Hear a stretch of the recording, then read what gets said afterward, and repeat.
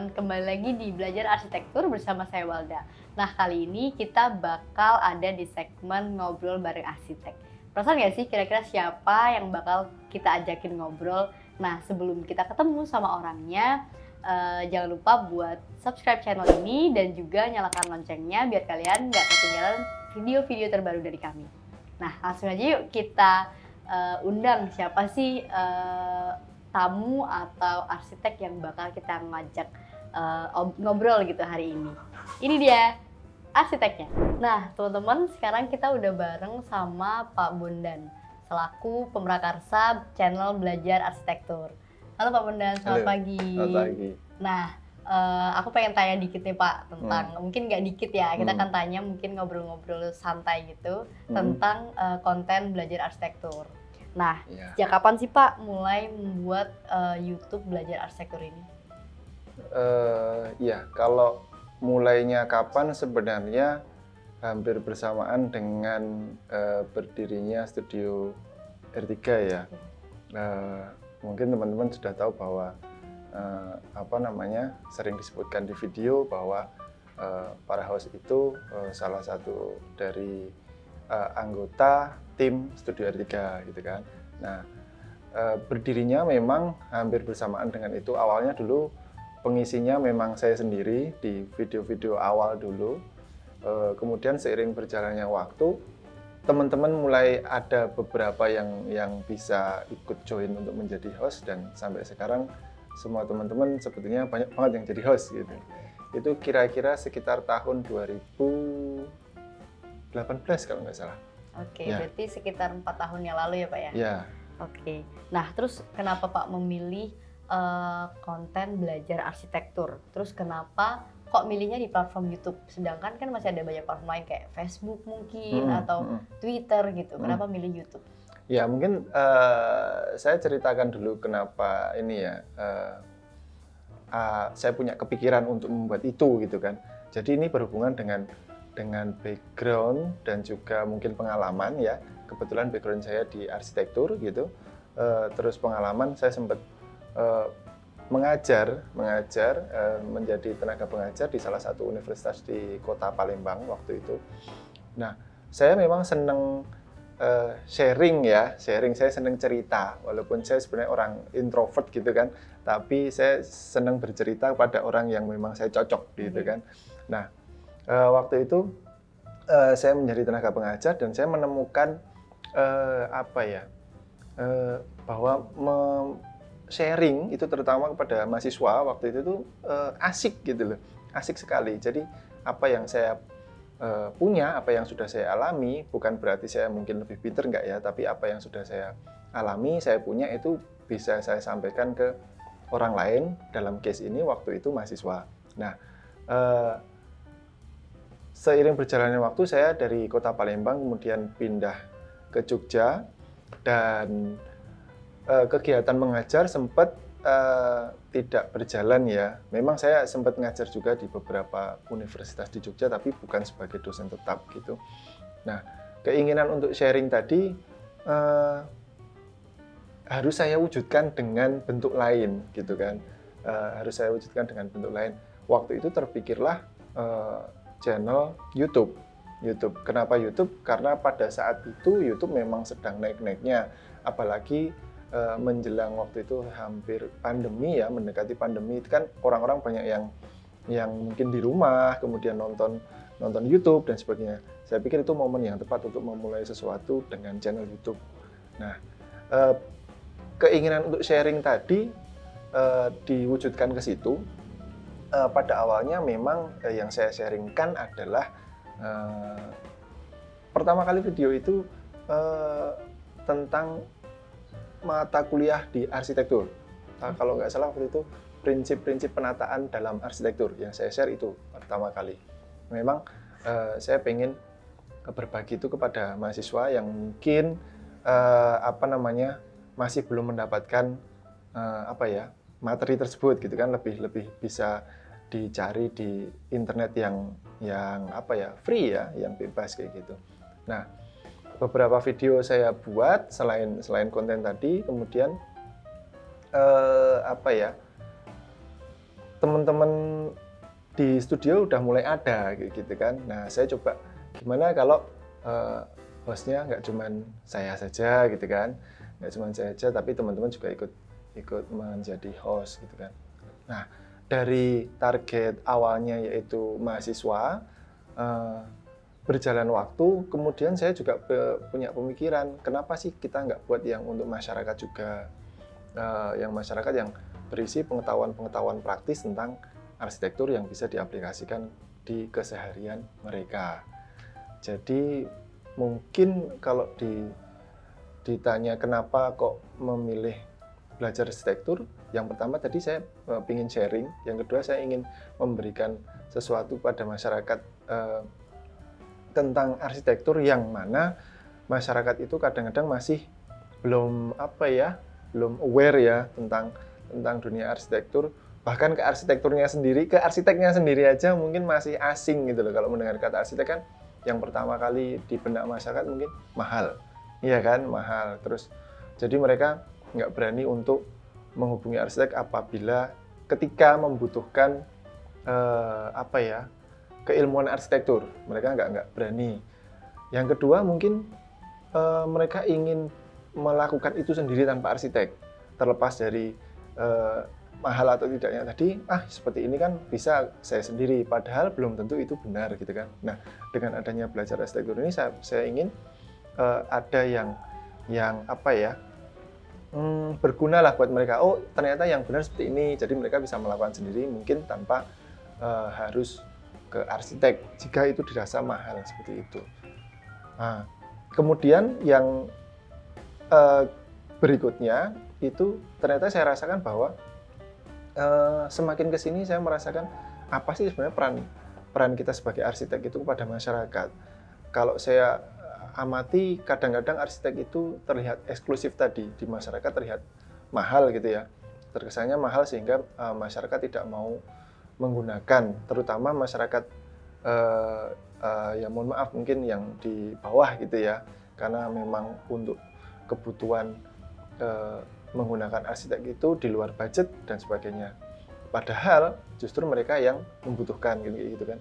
Kalau kita flashback ke Gempa 2006 di Jogja, waktu itu memang yang paling banyak korbannya adalah masyarakat yang di bawah. Karena apa? Karena mereka memang bangunannya mungkin tidak memenuhi syarat dari struktur dan sebagainya. Sedangkan mereka mau menggunakan jasa arsitek itu mahal. Nah, terus mereka tanya siapa dong? Kayak gitu. Nah, dengan adanya belajar arsitektur ini, saya ingin mereka dapat pengetahuan itu. Bukan berarti kita yang paling pintar ya, kita sharing apa yang kita punya, dapat itu syukur berguna untuk mereka kayak gitu. Jadi ada 3 hal tadi yang mendasari kenapa saya buat belajar arsitektur. Oke.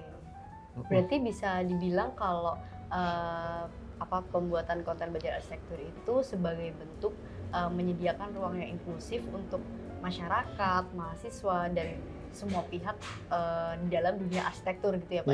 Iya benar. Kan beberapa teman ada yang peran mereka arsitek ke masyarakat itu ada yang mungkin membuatkan desain gratis untuk fasilitas umum, fasilitas ibadah dan sebagainya. Nah, kita mencoba untuk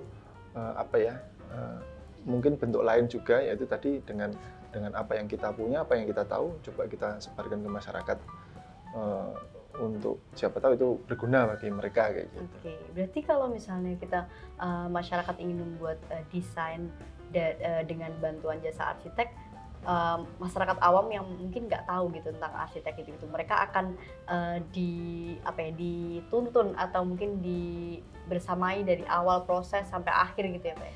Iya. Yang selama ini saya amati di masyarakat terkadang mereka melakukan kegiatan konstruksi itu barangkali masih ada yang belum tepat kayak gitu. Artinya bisa jadi itu menimbulkan sesuatu yang mungkin nantinya merugikan juga seperti itu kan. Bukan berarti semua salah loh, enggak. Ada beberapa yang memang saya rasakan sepertinya ini masih bisa loh kita benerin gitu kan, kita kasih insight-insight yang lebih oke gitu, agar mereka ketika melakukan kegiatan struktur konstruksi untuk bangunan itu tanpa kehadiran arsitek langsung ya, nanti itu sudah mempunyai ya minimal basicnya lah untuk itu gitu loh. Jadi biar apa ya, kalau dikatakan mungkin biar benar. Kayak gitu. Biar sesuai gitu Biar ya, sesuai. Pak. Oke, Pak. Nah, kalau dari channel belajar arsitektur sendiri, Pak, apa sih yang ditawarkan oleh channel ini gitu? Apa konten-konten seperti apa sih? Ya, kalau di dalam belajar arsitektur sendiri, konten-kontennya yang tadi saya sebutkan itu ada konten berupa teori tentang arsitektur ya. Biasanya yang mengkonsumsi itu mahasiswa. Itu kemudian ada pengetahuan praktis mengenai struktur, mengenai elektrikal, ada plumbing dan sebagainya secara teknis di lapangan ya. Itu kontennya isinya seperti itu. Jadi pengetahuan praktis lapangan lah, ya, kayak gitu. Selain teori ya. Berarti itu termasuk dengan kayak misal mereview bangunan gitu-gitu. Iya, itu salah satunya. Selain dari teori dan pengetahuan praktis tadi, kita juga mencoba untuk mereview bangunan di mana kita memilih bangunan yang mempunyai arsitektur oke gitu kan. Arsitektur dari segi estetis, mungkin kekuatan, mungkin fungsinya oke gitu kan. Kita review, kita lihat, kita tampilkan juga, kita belajar bersama-sama, kita juga belajar gitu kan. Artinya, ini bangunannya bagus nih, oke nih. Kita selain belajar, kenapa kita nggak share juga, kita belajar bersama-sama dengan banyak orang kayak gitu. Oke, berarti kontennya tuh benar-benar variatif dan macam-macam buat belajar gitu. Ya, mungkin nantinya kita punya konten-konten yang lain, yang baru ya. Menarik Siapa tahu nih. ada dari teman-teman yang punya usulan untuk variasi konten apa lagi nih kayak gitu. Itu boleh nanti disampaikan. Iya, bisa langsung komen di section komen di bawah ya, teman-teman. Oke. Nah, mungkin Pak, buat teman-teman di rumah mungkin penasaran nih Pak, siapa sih pengisi konten dalam channel belajar arsitektur itu gitu. Kenapa kok ada mereka gitu? Sebenarnya background mereka tuh apa gitu? Iya. Kemarin saya juga lihat itu di dalam salah satu komentar dari teman-teman pemirsa ya. Ini kok yang ngisi kok banyak banget ya. Ini dari mana aja sih kayak gitu kan. Nah, sebenarnya teman-teman yang ngisi sebagai host di channel belajar arsitektur ini ya sebenarnya tim dari studio R3, Rancang Reka Ruang gitu kan. Ada juga yang anak magang, mahasiswa magang. Jadi kita coba latih selain untuk keilmuan di bidang arsitektur sendiri, kita coba nih kalau kamu presentasi tapi dalam bentuk menjadi host di sebuah video pembelajaran kayak gitu. Gitu. Nah, intinya kita latih mereka untuk berani untuk tampil kayak gitu. Itu jadi teman-teman dari Rancang Reka Ruang, tim, ada arsitek, ada desainer interior, ada drafter sipil kayak gitu kan. Termasuk anak mahasiswa magang. Oke, berarti boleh dong Pak kapan-kapan mungkin kami sedikit menginterview teman-teman host atau talent-talent dari belajar arsitektur gitu, Pak. Nanti kita buat video yang menampilkan mereka ya, biar teman-teman di pemirsa ini nggak penasaran. Oke, nah teman-teman jadi kalau mau lihat bener-bener ditunggu banget ya teman-teman talent-talent dari belajar arsitektur itu. Nah, selanjutnya apa sih Pak output yang diharapkan gitu dari adanya channel belajar arsitektur? Ya, output yang pertama kali saya harapkan itu sebenarnya itu tadi lebih aware-nya masyarakat, mungkin mahasiswa juga itu terhadap arsitektur, karena bagaimanapun juga arsitektur itu sangat dekat dengan kehidupan kita sehari-hari ya. Contoh sepele, misalkan kenapa sih kok rumah terasa panas gitu kan, sumuk bahasa Jawanya gitu kan. Itu kenapa sih? Ternyata ada kesalahan di sini. Ternyata penempatan bukaannya bisa lebih dioptimalkan lagi kayak gitu kan. Kenapa rumah kok kesannya gelap ya? Ternyata ada yang bisa kita utak-atik biar itu nggak gelap, kenapa lembab, kenapa yang lain. Nah itu saya harapkan dengan adanya channel ini itu paling tidak masyarakat, oh iya ya ternyata bisa ya dibuat seperti itu ya, coba saya tak buat seperti itu, dan ketika itu nanti berhasil ya alhamdulillah, itu kan berarti arsitektur yang keseharian mereka, misalkan rumah mereka itu menjadi lebih baik, kan seperti itu. Oke, menarik. Ya itu aja. Berarti jadi banyak mungkin jadi lebih banyak rumah-rumah masyarakat nggak cuma secara fungsi juga dia ideal gitu, tapi juga secara visual juga oke gitu ya Pak ya. Betul, betul. Oke. Nah kalau kedepannya kira-kira perkembangan seperti apa Pak yang diharapkan dari channel belajar arsitektur itu? Ya, sejauh ini kan kita belajar arsitektur yang dikenal ini menggunakan platform YouTube ya. Saya pinginnya nantinya tidak hanya di platform ini. Saat ini juga sudah kita kembangkan ke platform Instagram. Ada Instagram, nanti bisa di follow ya. Itu. Kemudian ada juga kita coba kembangkan ke website yang memang lagi saat ini sedang kita bangun kayak gitu. Meskipun namanya bukan belajar arsitektur ya. Nah, apa tuh Pak namanya? Kira-kira apa namanya ya? Oke, nah websitenya ada di sini ya teman-teman. Ya. Oke. Jangan lupa itu banyak juga informasi-informasi terkait arsitektur di dalam websitenya. Itu. Jadi pengembangan kedepannya saya pengennya lebih banyak platform, lebih banyak peran juga dari teman-teman yang di bidang arsitektur untuk bisa sedikit menyumbangkan keilmuannya lewat platform kita. Mungkin nantinya banyak teman-teman arsitek yang lebih senior mungkin bisa jadi ikut peran serta di sini. Saya maunya seperti itu.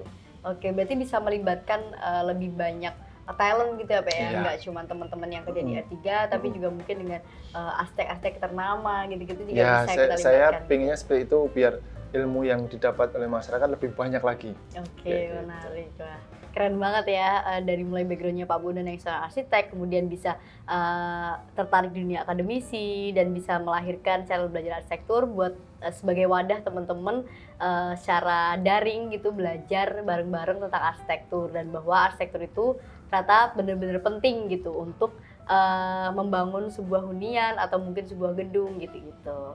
Oke, nah terima kasih Pak Bondan atas waktunya dan juga sharing ilmunya. Ya. Semoga bermanfaat dan semoga channel belajar arsitektur terus berkembang gitu. Amin. Pokoknya jangan lupa selalu tonton dan apa tadi? Subscribe dan juga nyalakan loncengnya biar gak ketinggalan video-video kami.